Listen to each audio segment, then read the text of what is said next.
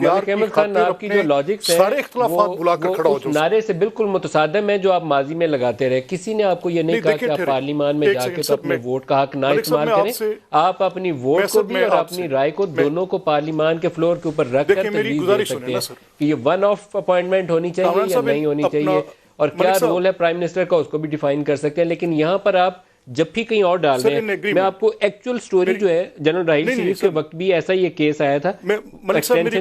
اور شہباز شریف صاحب اور اسحاق ڈار صاحب اور چودھری نثار اور پرائم منسٹر اور یہ جنرل راحیل شریف صاحب کی طرف سے جو بھی نمائندہ ٹیم آتی تھی, جنرل رضوان بھی آتے رہے اس وقت کے ڈی جے ایسا ہی تھے, یہ آپس میں ڈسکس کرتے رہے اور لاسٹ مومنٹ تھا کہ ان لوگوں نے ان کو انگیج رکھا اور آخری رات جا کے اسحاق ڈار نے اور شہباز شریف نے ان کو بول دیا کہ ہم ایکسٹینشن نہیں کر رہے, ہم جنرل قمر جاوید باجوہ کو نیا چیف تعینات کر رہے ہیں, آپ کی ٹرم پوری ہوگی, آپ ریٹائر ہو گئے. اب آپ کی پارٹی کو ایک اپرچونٹی ملی ہے. اصل تو بات یہ ہے کہ آپ کو اپرچونٹی ملی ہے دوبارہ اسٹیبلشمنٹ سے جب بھی ڈالنے کی, اور آپ یہ موقع گوا نہیں رہے.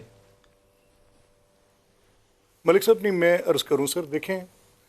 آپ کی ایک بڑی گہری نظر ہے ملک کے سیاسی واقعات کے اوپر,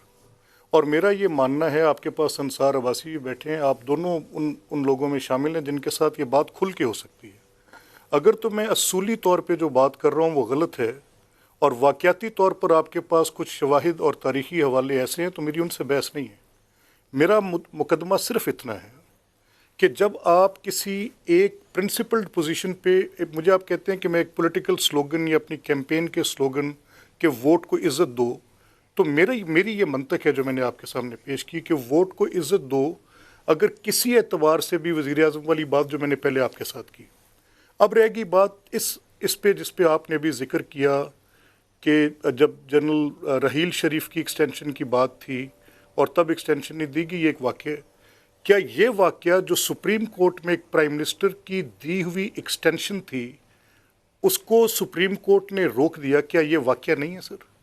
اس پولیٹیکل ایونٹ کے کانسیکوینسز نہیں ہوں گے سر؟ آپ اپنی پوزیشن کے اوپر جواب نہیں دے رہے, آپ دوسری طرف گھما کے مجھے لے آتے ہیں. یہ آپ کی کلیور پالیٹکس ہو سکتی ہے لیکن آپ اپنی پوزیشن کو کمپرومائز کر رہے ہیں.